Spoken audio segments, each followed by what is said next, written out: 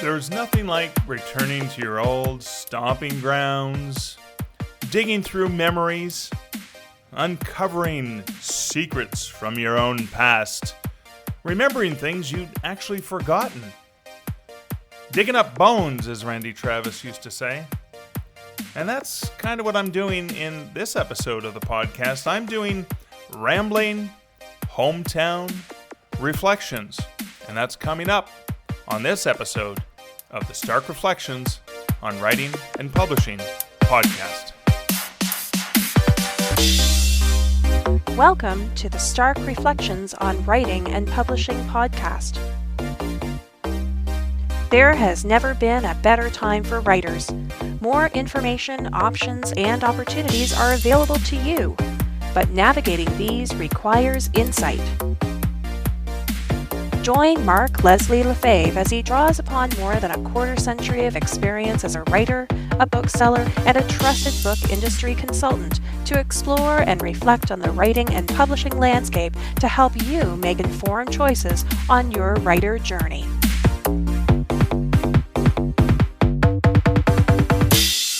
Hello, Reflectives, and welcome to episode 262 of the Stark Reflections podcast. This is your host, Mark Leslie Lefebvre. Today's episode is a solo episode, which is going to be some rambling reflections, which I will explain shortly after this message about this episode's sponsor. This episode is sponsored by Findaway Voices. Findaway Voices is a platform that allows you to get your audiobook into the global market, more than 43 retail and library platforms. If you're looking for a narrator, you can use Findaway Voices to find a professional narrator. There are two different ways. There's a DIY service with their online marketplace where you can search out narrators based on voice styles, based on price points, based on genre, and other factors. Or you can use their more project-managed system where you fill out what's the equivalent of an RFP, and then one of their professional project managers will search through the list of thousands of narrators to find you between 5 and 10 of the narrators that they think would work best with your project. You can also bring your own audio direct to Findaway Voices, so if you've worked directly with a professional narrator, you can leverage it that way.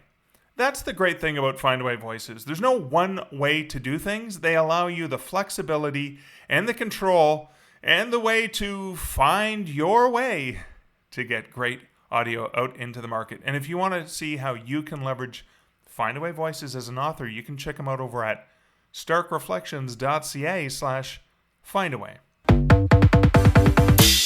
Okay, so I just listened back to that introduction and I realized there was a bit of an echo. So I am back in Levack, Ontario, in my mom's kitchen. I guess, yes, I have to get used to it. This is my kitchen now of the house up in Levack. Back there, Liz and I have been back and forth a few times with packing and doing garage sale stuff and sorting things and bringing things back to Waterloo. But I'm back up here because I am doing an event at my local public library, and I'm going to be talking about that in the Rambling Reflections. So I got a lot on my plate. I've got, in terms of personal news, I have the Aurora Awards coming up on Saturday. Liz is going full steam ahead, creating all kinds of great video clips. I've been working with the various presenters to pre-record their stuff. We are broadcasting this live Saturday, August 13th from, I think it's 6 p.m. Eastern is when it starts. It could be 7 p.m. Eastern. See, I'm so scattered because I have so many things going on. Today, on August 11th, I'm doing an event at my local public library, and then I have a bit of a break, and then I'm hosting for When Words Collide the virtual readings with Terry Brooks, Susanna Kearsley, Hank Philippi Ryan, and Edward Willett, doing another live broadcast for the keynotes for those same guests of honor on Friday, and then the Aurora Awards on top of that. I've got the things that I'm doing for work with Draft to Digital. We just launched an amazing Humble Bundle, which is a great relationship we have with Humble Bundle. I can't even speak. But just so many things going on, and I am under really, really tight deadline to get 50 things done in a very, very short time period. So rather than editing one of the interviews, which does take probably about 3 hours total time to produce, I am doing a Rambling Reflections episode. I've just made a few notes of things I'm going to ramblingly reflect on. Now, in terms of the sound, what I did for this little clip is I'm sitting here at the kitchen table in the kitchen, and what I've done is I've put a pillow behind the microphone, potentially because of the bounce of the sound off the wall. And I'm going to listen back to that just shortly before I get into the reflections, just to see how it came out.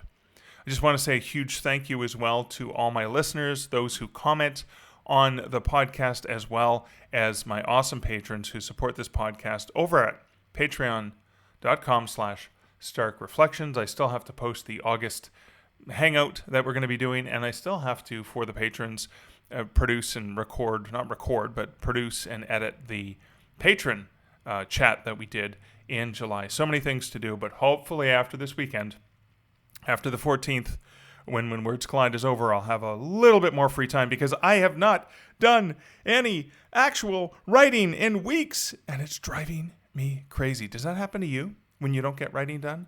Well, I have so many projects to work on. I've got the next book in the Canadian Werewolf series. I've got a short story in that series that I'm working on, as well as, obviously, I've got another pre-order up for the Canadian Mounted. So lots and lots to do. But that's it for the rambling introduction. Now we'll get on to the main content, the Rambling Reflections.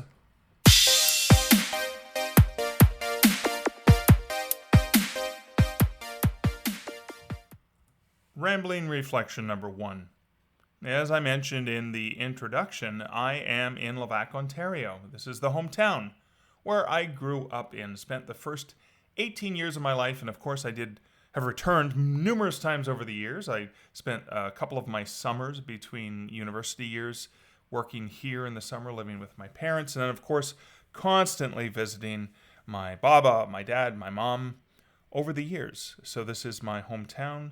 But one of the most exciting things, and I wanted to reflect on this, is I've spoken in multiple continents around the world, hundreds of different conferences, etc. I've done book events, book signings, both virtual and in person, and I have never yet done an event, an author event, in my own hometown. Now, Levack, Ontario is part of Onaping Falls, which is now amalgamated into the greater city of Sudbury. Many, many years ago, Onaping Falls used to be a town with its own mayor, etc. At the time, I think, when I was growing up, I think there was maybe 6,000 people in Dowling, Onaping, Levack, and Cartier. And now there may be 4,000 to 5,000. I haven't double-checked the stats, but not quite so many people. There was a time when my parents were here, when they were teenagers, where there was actually a theater in town. There was a dairy in town. There was so many. There was a bowling alley, a lawyer's office, an actual grocery store, as well as mini mart, etc., a Cortina pizza. There were so many things. Even when I was growing up, of course, we had the pizza shop and pinball places and the dairy bar and multiple places to go and hang out. Not so much now. It's sad to see the state of my town, but I still love this town so much, and I love the people in it, and I love being back. And I'm so honored to get to do an event at the Levack Onaping Library. Now, let me give you a sort of my history with the library. So, growing up in Levack, there was an employee center, and I believe it was probably built by the mine or the mines here, treated their employees very, very well. And it was off of 2nd Avenue in Levack, 2nd Avenue in School Street, so it was across the street from the Levack Public School.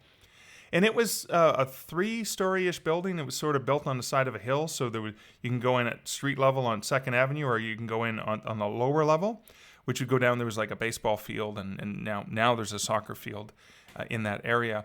But that's where there was a bowling alley, and there was an employees lounge, and the Levack Public Library. Now, I was very, very young when I went there. I remember going there with my mom, and I remember getting out Dr. Seuss books, and I remember getting out Berenstain Bears books. But there was a fire, and that building was torn down, and they never did rebuild a bowling alley. But what they did do is they converted a part of the Levack Public School, which is across the street, into the Levack Public Library. And it was attached to the school, so obviously we'd get in there from the school, but it was also open to the public. And that was where I have more memories of, because I was older and I was going there on my own.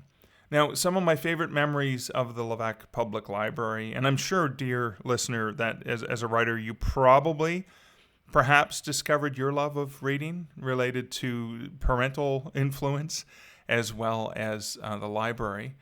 I'm going to take a bit of an aside. The parental influence, as I was going through my mom's things here in the house and uncovering, I knew she was an avid reader. She loved romance novels, Harlequins, romance novels. She just read like a fiend.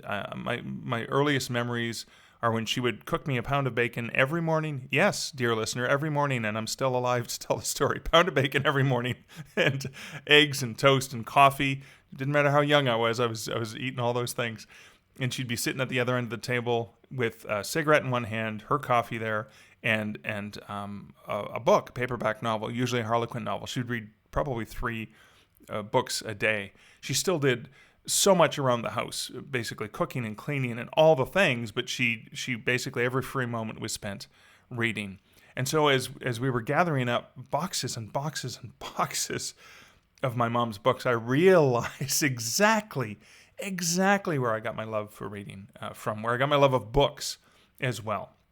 So that was a bit of an aside. But so my mom brought me to the library when I was young, and then when the library burnt down and they opened up a new location, that was my haven for this small town boy. Yes, I played hockey. I liked it, but I was relatively good. I was a great defenseman, but I mean, it wasn't my passion so much as reading was my passion. And so I remember they would close the library for several weeks over the summer, and that was always disheartening because I would get to the library just before they closed and check out as many books as I could with the fear that I wouldn't have enough books to read. Now, the closest bookstore where you could actually go get books was in Sudbury, Ontario. I bought a lot of books from Bay Used Books, comics and books there. There were 2 locations. There's still one in Sudbury. I love that store. I love popping in there. I would go to Comics North in Sudbury, which is also still there in a different location than when it first started up. But yeah, my access to books was very, very limited. This was in the early 80s, late 90s, early 80s, late 70s. The library was just such a central place. This is where I discovered some amazing books. So, for example, I'm going to be interviewing Terry Brooks later on tonight for a live virtual event for When Words Collide. And I remember discovering the Sword of Shannara and the Elfstones of Shannara. I think I read the first 3 in the Shannara series, and it was just amazing to discover that kind of fantasy. I remember discovering my love of books on Bigfoot and Sasquatch and the Loch Ness Monster and UFOs and unexplained things, and just enjoying that, never realizing that I would one day grow up to write those kinds of stories. And that was actually fascinating for me. But also, obviously I read a lot of comic books. My mom worked at the Mini Mart, brought home some Spider-Man comic books for me all the time, and which I still collect. Became a major Spider-Man fan. But I also remember discovering Piers Anthony, and I remember discovering the novel On a Pale Horse, which was about a man who he was about to commit suicide, and he's got the gun to his head, and the door opens, and in walks Death. Death looks startled to see him. He looks startled. He shoots Death, and then all of a sudden he realizes he has to become Death because he's killed Death. And that was part of the Incarnations of Immortality series that went on and did Death, Fate, Time, Mother Nature, etc., etc., etc. And it was one of my introductions where I reminded myself of how much I loved speculative fiction. Went on to read his Xanth novels, which were silly, fun, pun-based, imagine that, me and puns, pun-based fantasy novels that are very, very sexist when I look back at them. And then some of his science fiction, and then eventually migrating into horror. But the library was such a critical place for me. I remember one of the lovely librarians who kind of knew my macabre taste in reading would put aside books. She'd say, "Oh, Mark, we got a new book on Sasquatch. I put it aside for you because I knew you'd want to look at it." And I loved that. It was kind of like as I grew older and I loved going to a bar where everybody knows your name. The library was a place where everyone knew my name, where I fit in as a weird sort of kid in this northern Ontario town who didn't really hunt so much. Never really hunted. I did fish, but I wasn't as much of the outdoorsman as other people were. But boy, did I love escaping into the magnificent worlds of books. And so I owe so much to my local public library. And I'm so excited that I'm going to be here at the Levack Onaping Public Library. Now, that library, that Levack Public Library, is no longer there because Levack Public School closed down in, I think it was it 98? Or was it 2008? I can't keep track. But it did close down, and they bulldozed the building down, including the library.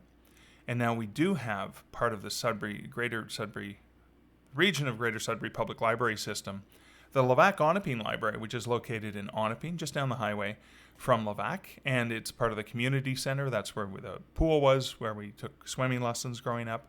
There's a community center that's still there, and that was part of Lindsay Public School, but now they've converted some of the classrooms into the library. And my dear friend from Levack, also a very creative spirit, Martha Cunningham-Kloss, and her husband Kevin Kloss, who's an amazing musician. They're just a wonderful couple that I adore. But Martha is the librarian there, and it's so great to pop in and visit. And she's been so supportive and is setting up this wonderful event.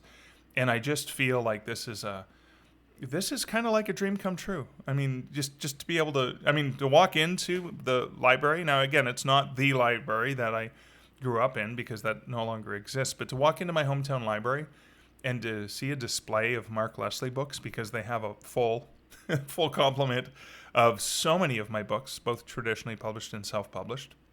In paperback, hardcover, they have the ebooks and the audiobooks, etc. It's like a dream come true. And I just have to pause and reflect on, it's those little moments.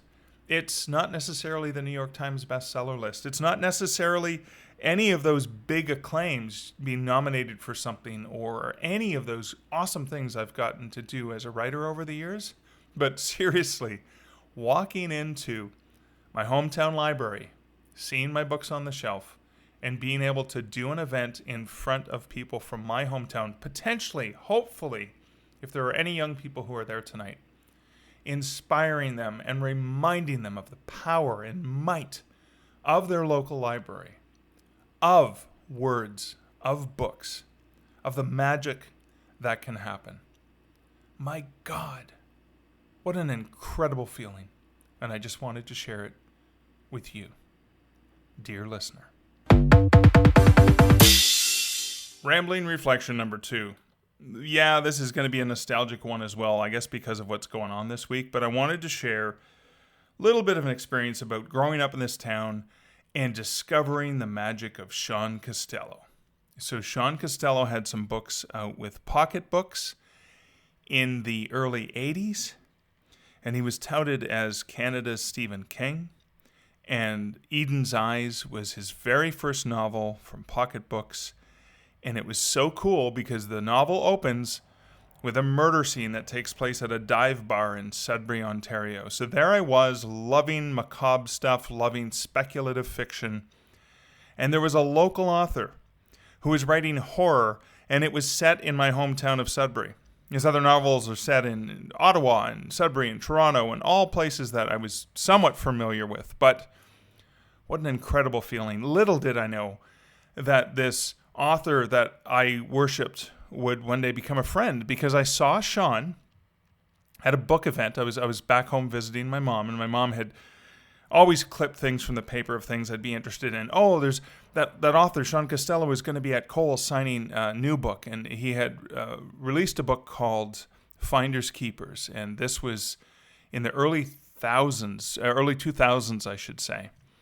And I went to see him for the very first time in person, and I was just so excited because I brought my original Pocket Books from big New York publisher, and there was Sean signing a copy of a trade paperback version of Finders Keepers, dark humorous tale about what happens with a winning $10 million Lotto 649 ticket, and it was a madcap dark humor thriller.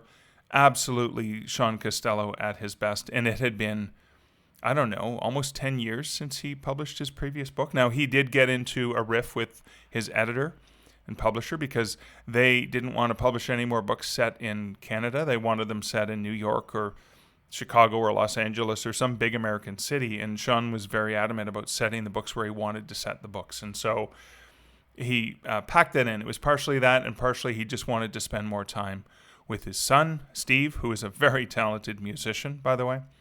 But Sean was back into writing, and Finders Keepers, he self-published.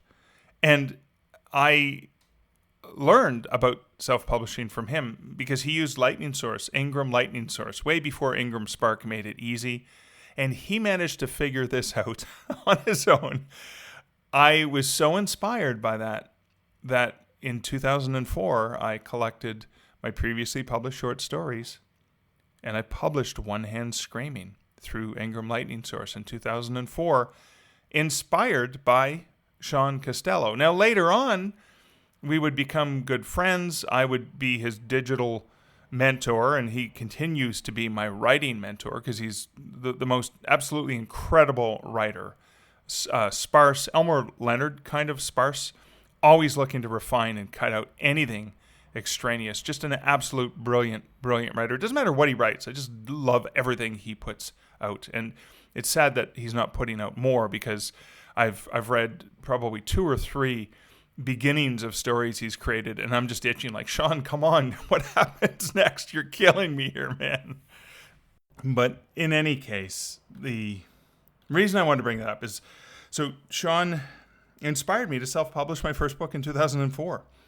I did One Hand Screaming after being inspired by him having self-published, and then later on helped him bring back all of his previous titles into print, into ebook, some of them into audiobook, just making them available for the market. So it was so great I was able to help somebody who had inspired and helped me so much, because the other thing that happened is when I wrote the 10,000 word short story this time around, which was a story about a guy living in New York who happened to turn into a wolf during the cycle of a full moon.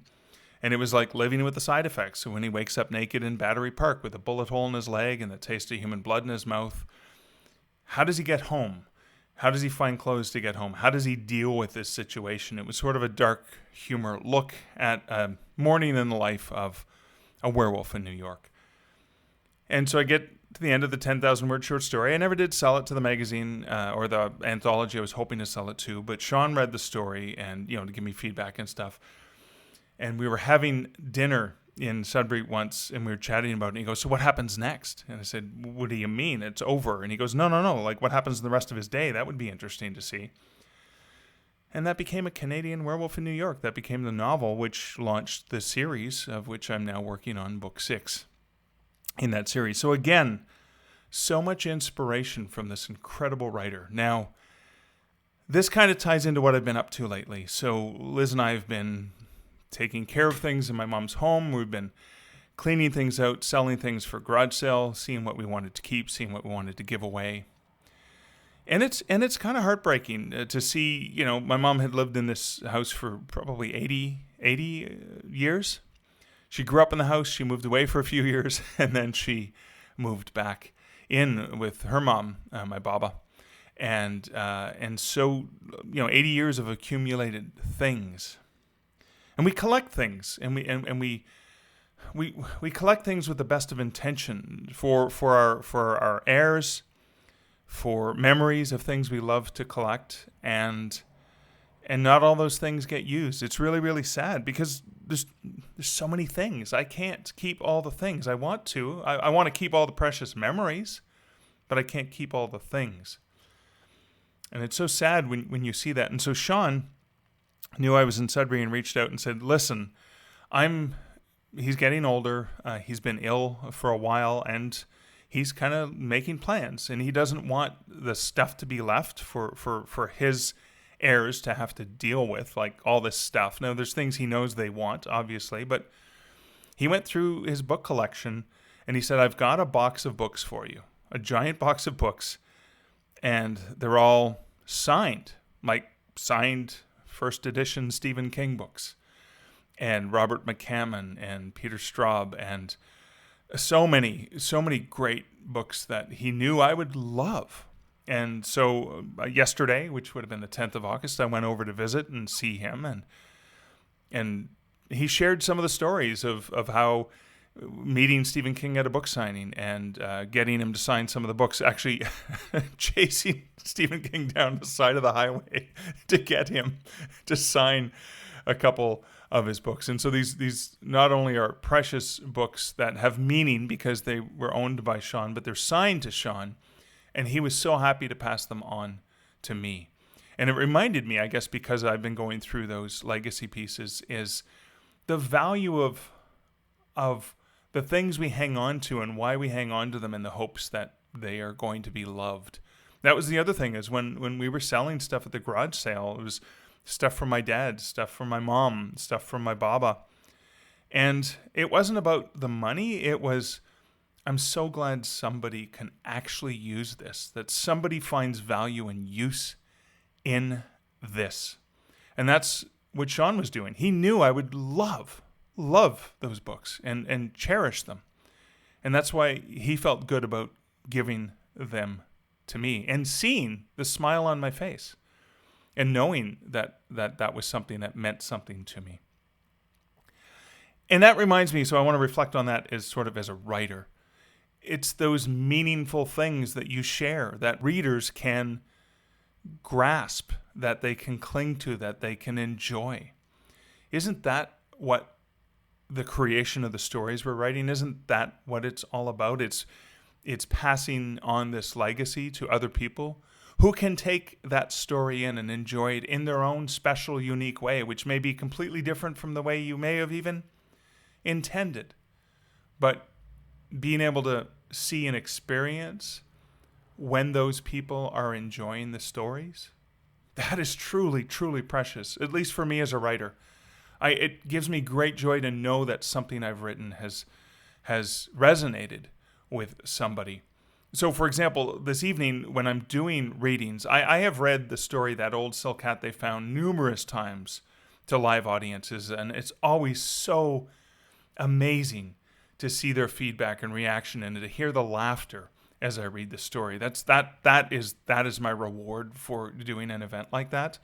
If the mood fits and the audience is into it, there's some ghost stories I can share. And again, when they lean in and feel, you can see the look in their eyes when they're all creeped out. That's a magical, powerful thing. And again, that all ties back to those possessions, those things that we put into the world in the hopes that it has some sort of impact or influence or creates something of value in the hearts and minds of those who interact with them. But that's the second reflection, the rambling reflection that I just wanted to share with you again, dear listener. Well, that's it for this episode and my hometown rambling reflections, or my rambling hometown reflections. We'll figure out what the title is by the time I post this, but I am running out of time. I had 3 other things I wanted to ramblingly reflect on. I'll probably put those in a future episode, as I often do. But thank you, dear listener, for listening. I am having to cut this short because I'm running out of time to get this produced so I can go and do all the things I have to get done for the rest of the day. Thank you so much for listening to the podcast. I hope you found something reflective that you can reflect on from what I have shared, from my love of my hometown library, the inspiration from a mentor of mine, as well as those legacy items. Hope you found those reflections helpful. If you do like the podcast, you can help me out by leaving a review on whatever place you listen to podcasts on, or sharing this episode or other episodes of the podcast with someone that you think would find value, right? Find that value in that thing that you share, that legacy. Remember, it all ties back, right, to the reflection. But that is it for episode 262. Until next week and next episode, this is Mark Leslie Lefebvre wishing you great writing and good Stark Reflections. Thank you for listening to the Stark Reflections podcast. You can find show notes for each episode at starkreflections.ca.